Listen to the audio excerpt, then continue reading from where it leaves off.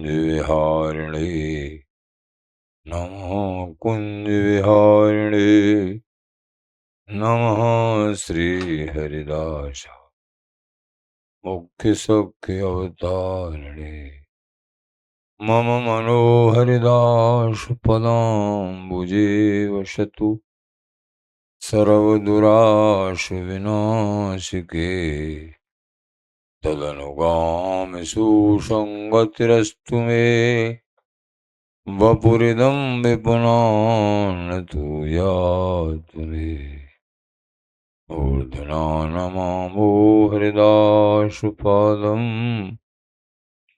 वाचा वदामो हरिदासनाम पश्याम दृग्भ्याम हरिदासमूर्ति साधो न विलभो हरिदास्तोन्यम्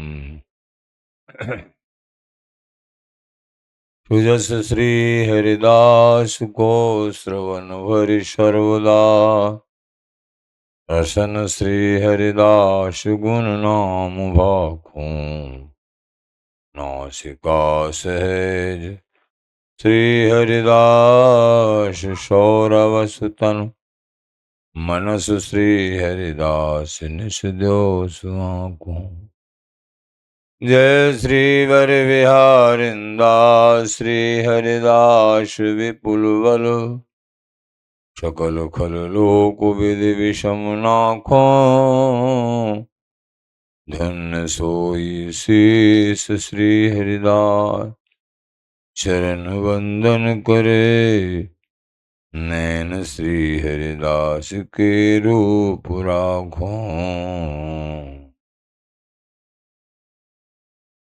परमोज्वल चिन्मय महामधुर रसाल निर्मद नित्य पूर्ण प्रेम प्रकाशक अखिल माधुरिक मूर्ति अशेष रसिक चक्र चूड़ामणि रसिक कमल कुल दिवाकर अनंत नृपति श्री स्वामी हरदास जी महाराज प्राण सर्वस्व श्री वांके हरि हरिंजो श्री धाम वृंदावन चंजू आचार्य जन गुरुजन रसिक जन प्रेमी जन श्री हरदास हरि प्राप्ति में जो जो बाधक तत्व हैं उनके संबंध में भी महानुभाव वर्णन करते हैं, उसी को सिद्धांत कहते हैं। पकड़ना क्या है और हमको छोड़ना क्या है, और प्रभु की प्राप्ति कैसे होगी, प्रभु किस बात से प्रसन्न होते हैं,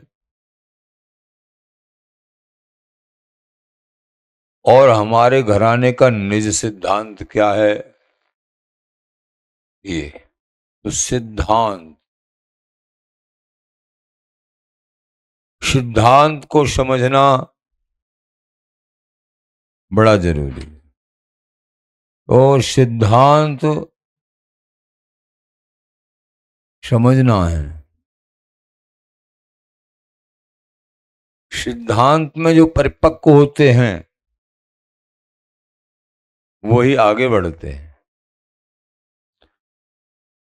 जिनका सिद्धांत कमजोर रह गया, सिद्धांत क्या, सिद्धांत मन रीति, हरि प्राप्त करने का तरीका, उपाय, किससे हरि प्रसन्न होते हैं, किसको छोड़ना है, किसको पकड़ना है।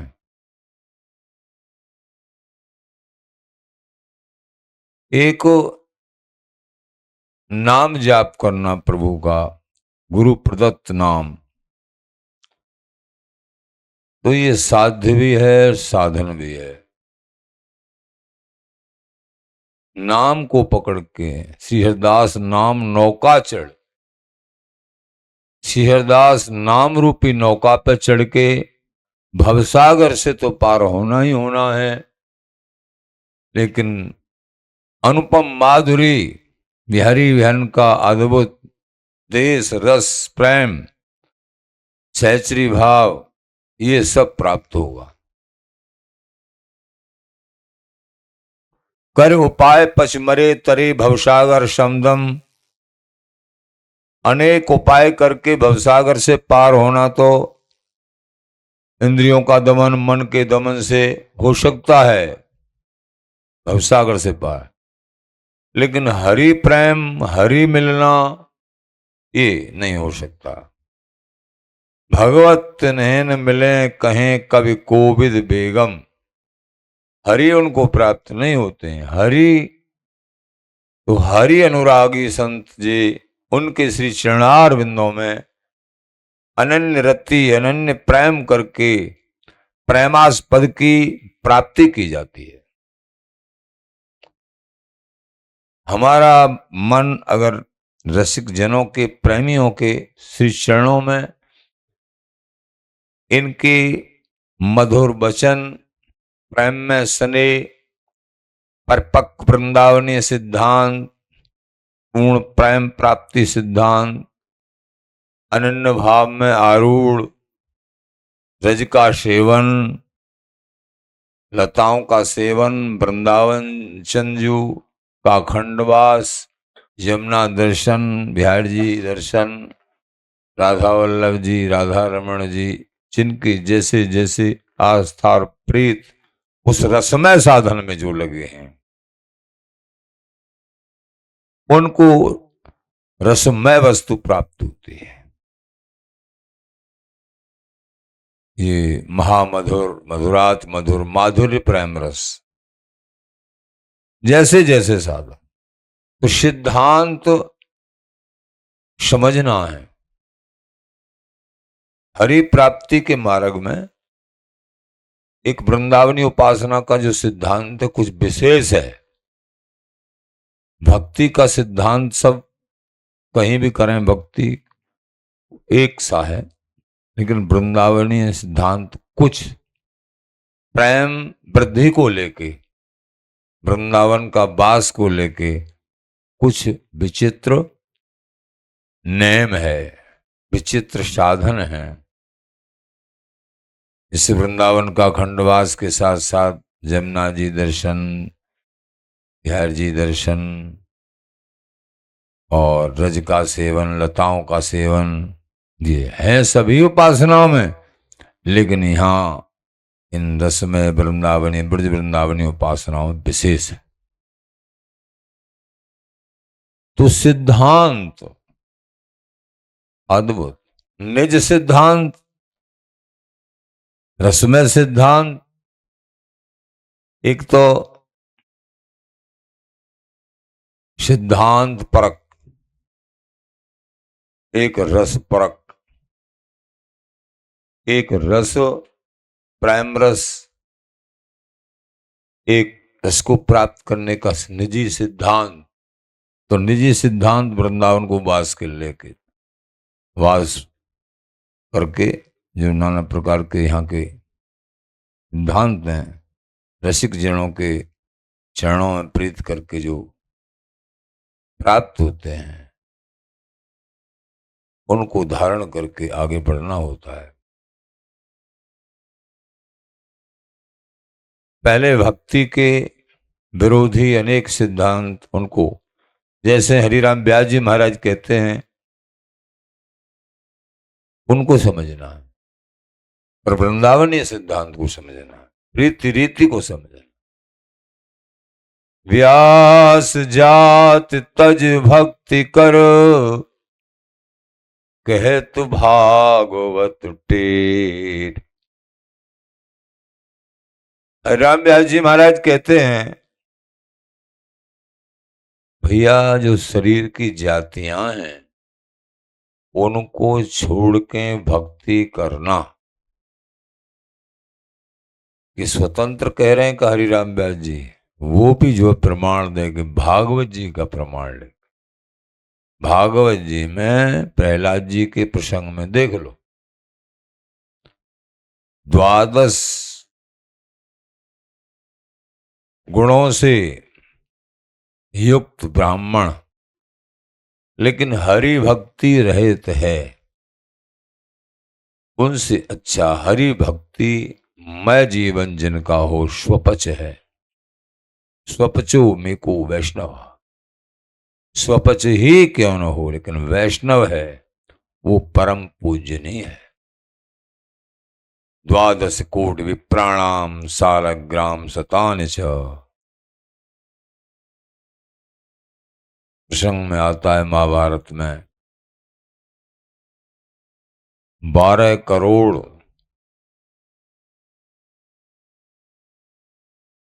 ब्राह्मण, द्वादश कोटि विप्राणाम, 12 करोड़ ब्राह्मणों की श्रद्धा संपन्न सेवा, 100 सालग्रामों की स्थापना, सहस्र शिवलिंगों की स्थापना निष्ठा और भाव से की जाए, ये सभी सेवा साधन किया एक तरफ, और एक स्वपच हरि भक्त की सेवा कर दी जाए। हरि भक्त है चाहे स्वपच ही है, उसकी सेवा कर दी जाए, वो और ये बराबर हो गए। कितनी बड़ी बात। महाभारत में प्रसंग आता है, अनेक ब्राह्मण, अनेक ऋषि महर्षि राजसी यज्ञ में पधारे। भगवान श्री कृष्णचंद्र यज्ञ के स्वयं अध्यक्ष पद पे, सबसे पहले उन्हीं की पूजा, सबके नियंता बड़े बड़े धर्मात्मा राजा महाराजा आए, संत यानी ब्राह्मण ऋषि महर्षि सभी आए, फिर भी यज्ञ सफल नहीं हुआ। भगवान ने सेवा ली, सबके चरण धोने की, झूठी पत्तल उठाने की। सबसे छोटी सेवा ही सबसे बड़ी मानी जाती है। ये स्वयं भगवान के उदाहरण से सीखा जाता है कि हम सेवा करें, कछु नहीं माने, ताई की हरिहाथ बिकाने।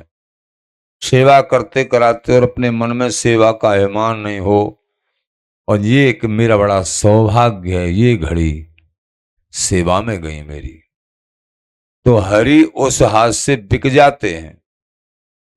ताही के हरि हाथ बिकाने, ऐसे निष्कामी सेवा के सेवक के हाथ से हरि, ये बड़ा कड़ा काम है। लोग कहते हैं तो हम एकांतिक भजन करेंगे। हाँ, यहाँ भजन नहीं है, इधर उधर दौड़ना पड़ रहा है, वैसे ये सेवा वो सेवा। एकांतिक बड़े कहते हैं सुनो, ये एकांतिक का बहाना लगा के ये मन तुमको फुसला रहा है, और एकांतिक में ले जाए के तुमको भ्रष्ट कर देगा, तुमको जन कहां से कहां पहुंचा देगा। कैसे? ये एकांत में पूर्व अभ्यास विषय के हैं, जन्म जन्मांतर के, इस जन्म के पूर्व अभ्यास जो हैं, वो अभ्यास, पूर्व अभ्यास का चिंतन बार बार आएगा और भजन नहीं होने देगा, भजन नहीं होने देगा। सेवा कर रहे हैं, वृंदावन वास कर रहे हैं, समाज सेवा, संत गुरुओं के दर्शन, इनकी परिचर्या, इनकी आज्ञा, इनके घेरे में रह रहे हैं हम, ये किले में है, और वो अकेले रहना ये मैदान की लड़ाई है। किले में रह के सुरक्षित हो, तो अकेले रहना तो मैदान में तो मार डालेंगे शत्रु, अकेले को तो मार डालेंगे। नहीं तो हम तो अकेले में कोई, अरे आज के समय में तो ये सबसे बड़ा शत्रु मोबाइल ही है। देखा है बड़े बड़े सिद्ध बनते थे, मोबाइल ने अकेले में उनको चौपट कर दिया। हम भी कहते थे उनको, भाई ये तो बड़े सिद्ध हैं। हमारी बड़ी श्रद्धा थी, नाम नहीं बताएंगे किसी का, बड़ी श्रद्धा थी। लेकिन आगे पाया गया कि ये सत्संग से वंचित रहे, महापुरुषों के सत्संग से, उनकी सेवा से वंचित रहे और सिद्ध बनना चाह रहे थे। लेकिन ये गिद्ध भी नहीं निकले, ये तो एकांत में मोबाइल में जाने क्या क्या जो है नाटकबाजी, वो उनके आगे के रूपक से मालूम चला। तो कहने का तात्पर्य है, बुरा कोई नहीं है, लेकिन सत्संग नहीं है तो जीवन खराब है। संत महापुरुषों के अंडर में रहिए, उनकी आज्ञा पालन करते हुए इस जीवन को आगे बताइए। यूं मत सोचिए हम एकांत में भजन करेंगे, एकांत में होगा ही नहीं भैया। बड़े बड़े सिद्ध कोटि के महापुरुष जो जीवन मुक्त, वो करते हैं एकांत में भजन। तुम्हारा तो एकांत यही है कि जो समय मिल जाए वो अकेले में भी बैठ करो भजन, लेकिन अधिक एकांत नहीं। कछु सेवा कर लेनी, कछु जो है कई प्रकार की सेवाएं, कुछ जो है समाज में बैठ गए, कुछ जो है सत्संग में बैठे, कुछ वाणी पोथी का जो भी अभ्यास किया, कुछ एकांतिक भजन किया। ऐसे चलाओ और सोचने लगे नहीं हम तो भजन ही भजन करेंगे, तो फिर तुम भजन नहीं कर पाओगे। बड़ों के संग से मालूम चला है, हमने बड़ों ने बताया नहीं हो सकता है भाई, 2 दिन 4 दिन होगा, ये मन आगे की कोई और दूसरी चाल दिखाएगा। मन की बात नहीं माननी, गुरुओं की संतों की बात माननी है कि वो जैसे आज्ञा करें उस आज्ञा में बंध जाओ। अपने मन की चाल में नहीं, मन ये मन आज एकांत की कह रहा है, फिर कहेगा नहीं एकांत नहीं, हम तो बाहर घूमने जाएंगे। फिर कहेंगे नहीं बाहर कहाँ जाओगे, ब्रजमंडल नहीं, ब्रजमंडल से भी सबर नहीं होगा, फिर और कहीं भी। अरे एक बार जाना, एक बार का ही तो सारा कमाल है। एक बार स्वामी गुण गाए तो आवागवन भरम मिट जाए, और एक बार ही अगर ये जीव सोचा कि इस काम को एक बार कर लूं, यहां एक बार चला जाऊं, इस एक बार से ही तो बचना है, बात ही क्या है। फिर एक बार फिसल गए ना तो बार बार फिसलोगे, और एक बार से ही बच गए, कड़ाई करके कैसे भी करके एक बार से बच गई, तो प्रभु तुमको सदा सदा के लिए बचा लेंगे। कड़ाई आएगी, परेशानी आएगी, लेकिन वो जो मन में उद्विग्नता, एक बार के लिए कि मैं वहां चला जाऊं, वो खा लूं, वो देख लूं, वो भोग लूं, नाना प्रकार, एक बार, तो ये मन ऐसे ही फुसलाता है हम सभी को। तो ये सावधान रहना है।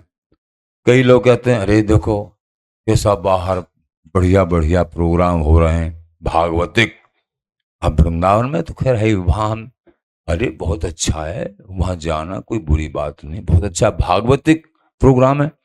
लेकिन तुम वृंदावन के अनन्य अनन्य अनुयायी मत के उपासक हो, और तुमको जाने की जरूरत क्या है? तुमको नहीं जाना है, और जा रहे हैं भैया, हाँ उनको जाने दो, उनका कार्य है, तुम मत जाइए, तुम आगे बढ़ चुके हो। यही तो समझना है, तुम्हारी क्लास आगे बढ़ चुकी है, अपने स्वरूप को समझो, तुम और दृढ़ हो जाओ। जितने आगे बढ़ चुके हो उससे कम मत हो, और आगे बढ़ो उससे। सिद्धांत, सिद्धांत को बड़ा समझना है। वृंदावनीय सिद्धांत और सिद्धांतों से कुछ अलग है। ये सिद्धांत बंधन में बांधना बहुत चाहता है, तो अनन्य भाव का सिद्धांत है, बंधन में बांधना चाहता है। तो ये जैसे पतिव्रता स्त्री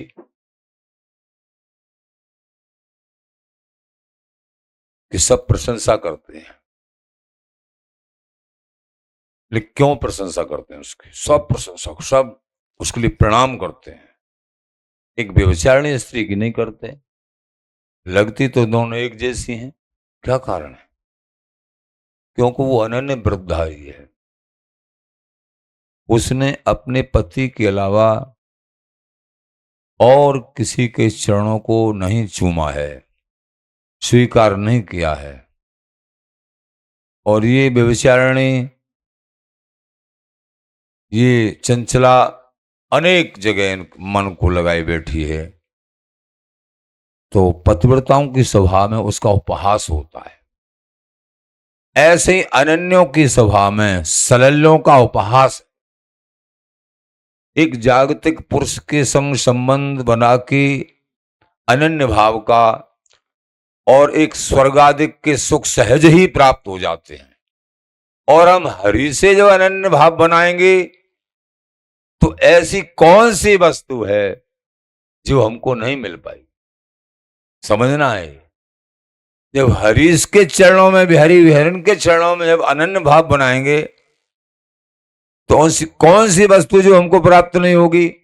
जब एक मरने गिरने वाले प्राणी के प्रति अनन्य भाव करके जो बड़े बड़े यज्ञों के बाद में स्वर्ग प्राप्त होता है, कई एक जन्म भी लग सकते हैं उस स्थिति को, वो एक पतिव्रता स्त्री को एक ही जन्म में सहज प्राप्त हो जाता है। पतिव्रता का मतलब अनन्य भाव।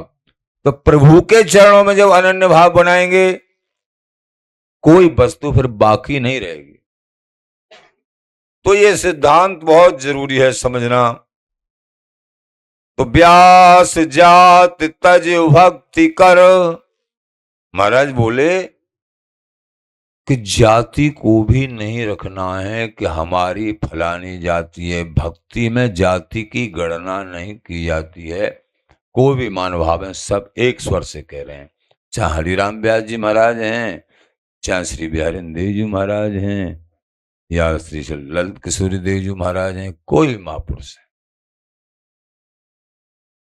जाते भक्त नाम बने जो केरा डिंग भीर। तो भी उदाहरण अभी दे रहे थे महाभारत का। अनेक जो है साधु संत यानी बड़े बड़े ऋषि महर्षि आए, सब ने प्रसाद पाया, लेकिन यज्ञ सफल नहीं हुआ। भक्ति की महिमा है, जाति की महिमा नहीं है। जाति की संसार में आने जाने वाले चक्कर में महिमा है। तो इतना ब्राह्मण कुल, लेकिन यज्ञ सफल नहीं। एक स्वपच वैष्णव ने जब प्रसाद पाया तब शंख बजा, तब जय जयकार भई कि धन्य हो हरि भक्ति की महिमा। तो ज्यों केरा ढिंग बेर, जाति और भक्ति की ऐसे नहीं बनती है जैसे केला के पेड़ के पास बेरिया का पेड़ हो। केरा के पेड़ के पास बेरिया का पेड़ हो। बेरिया का पेड़ मानो जो जाति को विशेषता देते हैं, और केला का पेड़ मानो भक्ति, कोमल भक्ति हरि की।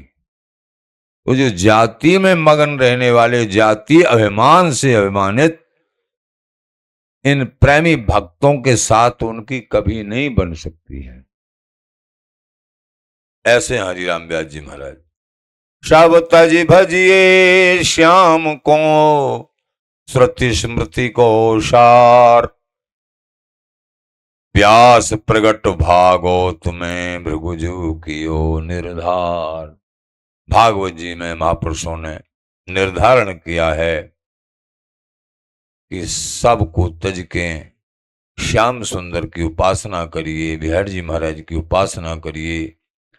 समस्त श्रुतियों का सार है। हमको हमेशा स्मरण करते रहना है जो गुरुओं ने मंत्र दिया है परंपरागत। श्री कुंज बिहारी श्री हरिदास, श्री कुंज बिहारी श्री हरिदास, इसी में मगन रहना है। अथवा श्री हरिदास श्री हरिदास श्री हरिदास, यही सार है। व्यास न कथनी काम की, करने हैं एक सार। कथनी, हम जो है बहुत कुछ कथन कर रहे हैं, बोल रहे हैं, लेकिन हमारी रहनी बेकार, करनी बेकार है, तो कथनी से कोई लाभ नहीं। सही स्वरूप जब माना जाएगा, जो हम बोल रहे हैं उसी रीति में चल रहे हैं।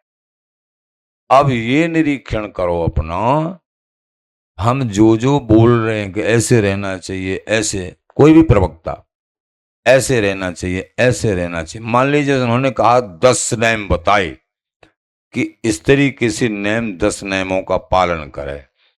अब अगर कुछ वक्ता की तरफ देखना, केवल सुन के हृदय में धारण करके और बड़ों का कहना मान के, वाणी पोथी का कहना मान के हृदय में धारण करके अपने रास्ते को बताएं, रास्ते को दृढ़ करें और वक्ता पे ध्यान न दें, तो एक रास्ता ये है। और एक रास्ता ये है कि वक्ता के मुख से सुन रहे हैं, उसमें उनमें विशेष श्रद्धा करने के लिए वो गुरु रूप में है। तो ये 10 नेम बताए, ये देखो 10 नेमों में वो किस नेम में ढीले हैं या 10 में पास हैं, या एक में भी पास नहीं है, जिस कोई भी नेम हो, तो ये भी देखना है हमको। लेकिन हमको फिर ये विचारना है, सही लाभ के लिए जहां से भी सत्संग प्राप्त होता है, कि हमको जो बात सुनने को मिल रही है ये भागवतिक हैं, वाणियों के अंतर्गत आचार्यों ने कही हैं, उस बात को ये संत महापुरुष अपने वक्तव्य के द्वारा हम दासों को परोस रहे हैं। अब इनकी क्रिया कैसी है उस पर हमको ध्यान नहीं देना है। ध्यान दो तो बहुत अच्छा है, लेकिन तुमको ऐसे लगे भाई ये क्रिया हमको, हमारी समस्या बहुत समझ में आती भी नहीं है, हमने देखा है आती नहीं है, तो फिर वहां से अगर अभाव हो गया तो आप भी कच्चे रह सकते हो। तो ध्यान भी देना जरूरी है और ध्यान नहीं भी देना जरूरी है। ध्यान दें तो अच्छा है, लेकिन कहीं कुभाव मत कर लेना। वास्तव में रहनी और कहनी एक सी जब होगी तभी श्रोताओं का कल्याण होता है। श्रोता सही सही उस वस्तु को हृदय में धारण करके अपने जीवन को सफल बना लेंगे। और रहनी कहनी में अंतर है तो फिर उतना लाभ नहीं होता है। यद्यपि ये शब्द एक एक आचार्यों के, वाणियों के, शास्त्रों के होते हैं, लेकिन वक्ता के ऊपर भी आधार होता है, कौन हमको इस अमृत का पान करा रहे हैं। इसीलिए बड़ों ने कहा है, प्रथम सुने भागवत भक्त मुख भगवत वाणी। इसलिए सबसे पहले भागवत जी का श्रवण करें भक्ति में आगे बढ़ने के लिए। लेकिन कौन के मुख से? अनन्य भक्त से, अनन्य रसिक के मुख से। अगर अनन्य भाव नहीं है तो औरों के अनन्य भाव को कैसे बना सकते हैं? ऐसा बड़ों का है। तो व्यासन कथनी काम की, करने हैं एक सार। एक सार करनी होनी चाहिए, केवल कथनी से ही काम नहीं चलता है। उसी तरीके से भजन की कह रहे हैं तो भजन करते हो, वृंदावन धाम की कह रहे हैं तो वृंदावन के धाम के प्रति निष्ठा हो, जो जो हो, जो जो नेम है अनेक। भक्ति बिना पंडित वृथा, ज्यों खर चंदन भार। भक्ति नहीं है और पंडिताई करते हैं, हृदय में अनन्य भाव नहीं इष्ट के प्रति, और बहुत तेरा वक्तव्य करते हैं, ज्यों खर चंदन भार। वो तो ऐसे मानो जैसे गधा, गधा पे चाहे चंदन की लकड़ियां लाद दो चाहे मिट्टी लाद दो, दोनों बराबर हैं। तो गधा को कोई लाभ हानि की बात नहीं है। व्यास विदित चतुरायन उपदेश संसार, करनी नाव चढ़े बिना क्यों कर पावे पार। अनेक चतुराई से, अनेक वक्तव्यों के द्वारा संसार को लोभित कर लेते हैं।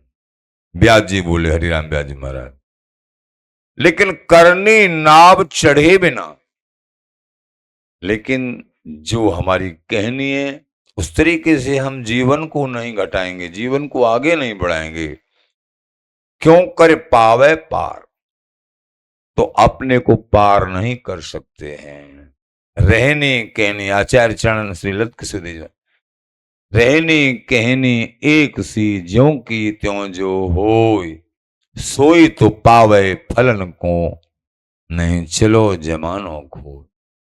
रहनी और कहनी एक सी होनी चाहिए, और अपने को देखते रहना चाहिए कि हम कहां से कच्चे हैं। महापुरुष लोग जो बता रहे हैं, ऐसी रहनी हो, ऐसी रहनी हो। ये सत्संग एक दर्पण है, इसमें ये समझना होता है, ये करो वो करो, इस बात को छोड़ो, इसको पकड़ो।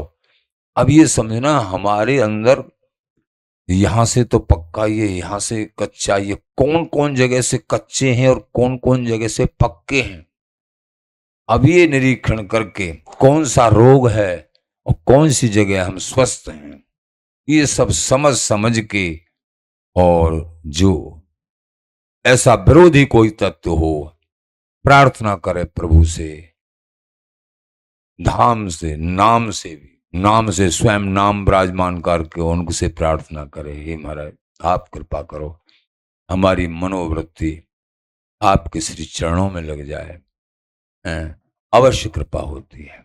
तो माया का जाल है, इसलिए अपने को पग पग पर संभालते ही। तो आज के सत्संग में विशेष क्या बता रहे हैं, सिद्धांत, हमारा सिद्धांत ये हमेशा देखते रहना चाहिए, हम कहां से कच्चे हैं, हम कौन कौन जगह से कच्चे हैं। ये शब्द रूप रस गंध स्पर्श, शब्द, अच्छा शब्द सुनना बड़ा अच्छा लगता है, रूप, अच्छा रूप देखना, रस, अच्छा खाना, गंध, अच्छा सूंघना, स्पर्श और स्पर्श करना, ये 5 विषय तो हैं, शब्द रूप रस गंध स्पर्श, और 5 ज्ञानेंद्रिय इन्हीं में रमण कर रही हैं, और संपूर्ण संसार को परास्त करने वाले ये 5 विषय हैं, शब्द रूप रस गंध स्पर्श। और पंच ही पंच महाभूत हैं, क्षतिजल पावक गगन समीरा, पंच तत्व अधम शरीरा। तो हमको भ्रमित करने वाले, लोभित करने वाले शब्द रूप रस गंध स्पर्श, जो 5 ज्ञानेंद्रिय हैं, नैन जो है, कान, जिब्या, शब्द रूप रस गंध नासिका, और त्वचा स्पर्श इंद्रिय, इसी में ये प्राणी जो है हमेशा हमेशा भ्रमित, और बार बार जन्मना, बार बार मरना। सत्संग से और भजन से ही इस जीव को प्रभु स्वीकार कर सकते हैं, और कोई दूसरा उपाय नहीं है। नहीं तो अनंत जन्मों से, अनंत आगे बढ़ते बढ़ते बढ़ते बढ़ते माया अपना झटका मार देती है। इसलिए सावधानी से। तो महाराज बोले, करनी नाव चढ़े बिना क्यों कर पावे पार। इष्ट कृपा मनाते हुए पग पग पर तत्ती अनुकंपाम सुस्मीख्यमाणो, अभिमान न करे किसी बात का। अरे हम तो ये विजयी, एक पल का भी पता, अभिमान न करें, हाथ जोड़ के दीन भाव से, हम कुछ लायक नहीं, अभिमान नहीं करें। पग पग पे कृपा मनाते रहें, आचार्य चरण कह रहे हैं। व्यास विवेकी संत जन कहन रहन में एक। जो विवेकी संत जन होते हैं वो कहनी और रहने में एक होते हैं।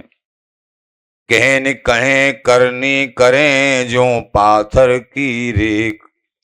जो कहते हैं और वही करते हैं, उनकी प्रत्येक क्रिया एक सबके लिए सुखदाई होती है, उनकी रहनी सुखदाई होती है।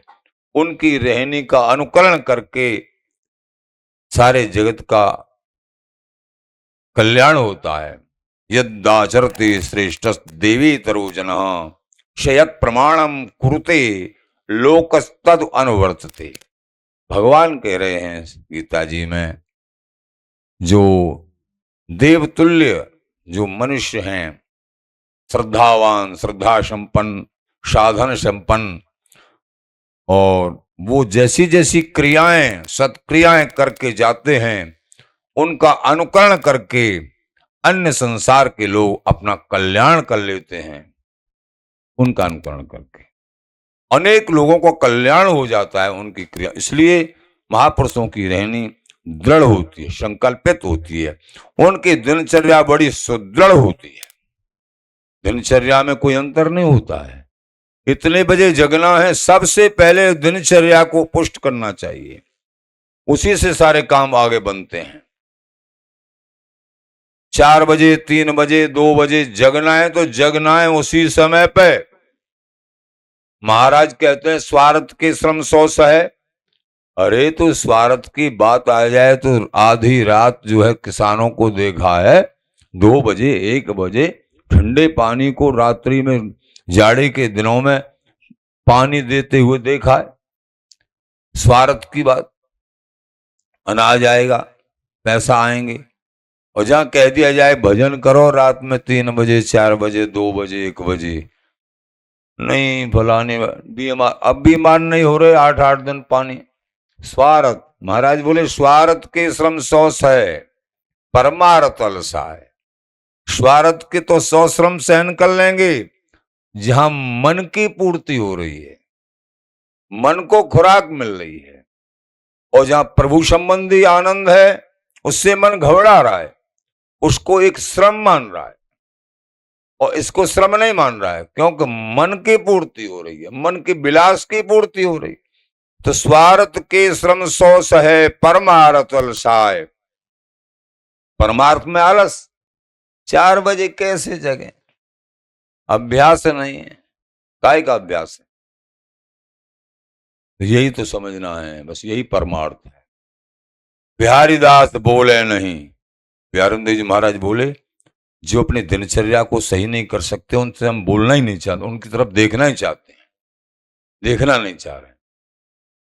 और हम कभी उनकी तरफ देखें तो हमको ऐसा लगता है इन्होंने जीवन खराब कर लिया।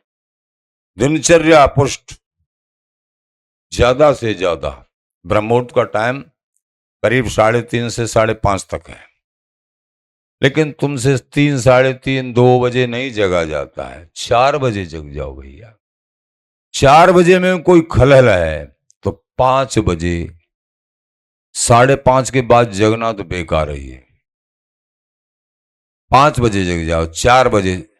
सामान्य साधक, प्रारंभिक साधक, वो 4 बजे, जो 6, 7, 8, 9 बजे जगते हैं उनको धीरे धीरे अभ्यास 5 बजे पे आए, 5:30, 5 पे, फिर 4 पे आए। 4 बजे जग जाओ, 4 बजे जग के दिनचर्या को बनाओ। सालों इसी नेम में चलते रहो, बराबर चलते रहो। ऐसा मत करो हम 2 बजे जग, नहीं, तुम फिर कल 6 बजे भी नहीं जगोगे। आज 2 बजे जग के 4 बजे जगो। 4 बजे से, और ज्यादा नहीं तो 4 घंटा ही 8 या 8:30 तक भजन साधना करो। फिर अपनी और सेवाओं को करो, अन्य सेवाओं को करो। ये अमृत प्रातः काल ही तुमने अमृत इकट्ठा कर लिया। बिहारी दास अमृत अचय बिरलो सके संहार। इस अमृत का अचवन, इस अमृत को इकट्ठा बिरले बिरले करते हैं। नहीं, सुबह सुबह बड़ी बड़ी मीठी नींद आती है, ऐसी आती है, ओहो या से अमृत कहाँ मिले। उस नींद को छोड़ के और फिर प्रभु का ध्यान करना, स्नान करना, प्रारंभिक साधकों को तो गुस्सा सा लगता है कि अरे ये हमने बढ़िया सत्संग सुना, बड़ी परेशानी, एक बार तो लग पड़ेंगे, फिर 2-4 दिन पीछे पड़ा, क्या करें। ध्यान रखो, महापुरुष कहते हैं ये अब जो तुमको कष्ट हो रहा है जगने में, बैठने में, क्यों अभ्यास नहीं, इसका परिणाम अमृत होगा। ये कष्ट सा लग रहा है, इसका परिणाम अमृत होगा। और जो सोने में जो मिठास आ रहा है ब्रह्म मुहूर्त में, जो मीठा मीठा लग रहा है, इसका परिणाम जहर होगा। पहले सुनते थे भगवान शंकर आते हैं ब्रह्म मुहूर्त में चक्कर लगाने पूरी दुनिया पे, मनुष्यों चक्कर लगाते हैं, और वो जो ब्रह्म मुहूर्त में सोता हुआ मिलता है उसको कर्री दृष्टि से देख के और उसको दरिद्रता का श्राप दे देते हैं। प्रारब्ध में दरिद्रता नहीं है, लेकिन वो ब्रह्म मुहूर्त में सो रहा है ना, तो उसको दरिद्रता का श्राप दे देते हैं कि तू चल। मनुष्य जन्म मिलके भी सो रहा है। सुबह सुबह तो हमने देखा है चिड़िया भी चे चे चे चे करने लग जाती हैं 4 बजे से।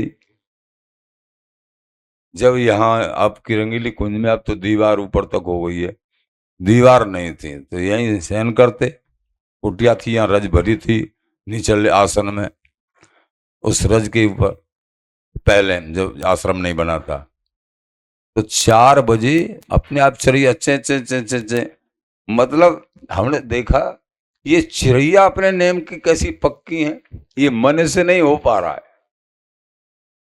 मन से नहीं हो पा। तो भैया ये दिनचर्या, अपनी दिनचर्या को, हाँ सोना है दिन में सो लो, थोड़ा आराम कर लो 1 आध घंटे, और रात को 11 बजे तक ज्यादा से ज्यादा सो जाना चाहिए, नहीं 9-10, जितना जल्दी सोगे उतने अच्छे रहोगे। 9 बजे सो जाओ, 10 बजे, 11 बजे तक लाट, तभी 4 बजे जग पाओगे। दिनचर्या को पुष्ट कर लीजिए, मोबाइल से मत अटकिए, मोबाइल को दूर फेंक दीजिए, सोते टाइम तो देखिए ही मत, कूड़ा करकट है। हाँ अगर तुम सत्संगी हो तो हमने देखा है सत्संगियों को मोबाइल तो रखते हैं, तो मोबाइल से वो अमृत इकट्ठा करते हैं, उसमें विष भी साइड में है, विष को जीवन भर कभी टच ही नहीं किया, विष कोई खाने की चीज है, अमृत ले लेते हैं। आचार्य चरण कहते हैं बिहारी दास अमृत अचय, जो बिहारी दास होते हैं वही अमृत इकट्ठा करते हैं। कोई बिरलो सके संहार, कोई बिरले बिरले इस रीति को, इस प्रीति को संहार पाते हैं। तो आप वृंदावनवासी प्रियतम उपासी, आप बिरले बिरले में हो, आप बिरले बिरले में हो, और लोग तो भूलें भले भूलें, और ने औरों को भूलने दो, भूल रहे हैं तो तुम जिन भूलो मालाधारी, तुम शरणागत हो गए हो, गुरु शरणागत, स्वामी जी की शरणागत, तो तुम भूल में मत पड़ो, क्योंकि तुम्हारे द्वारा केवल तुम्हारा ही कल्याण नहीं, अनंत जीवों का तुम्हारे दर्शन मात्र से कल्याण होना है। तुमसे जो भी तुम्हारे संपर्क में आएगा उसके ऊपर अवश्य प्रभाव पड़ेगा, इसलिए बहुत लोगों के कल्याण के कारण तुम हो, तुम मत भूलो। निरंतर श्री हरिदास नाम जाप करो और बिहारी बिहारन का भजन साधना करते हुए सत्संग को मत छोड़ो भैया, सत्संग अवश्य सुनो, और बिहार जी स्वामी जी महाराज की कृपा मनाते हुए आगे बढ़ो। श्री हरिदास, श्री हरिदास, श्री हरिदास।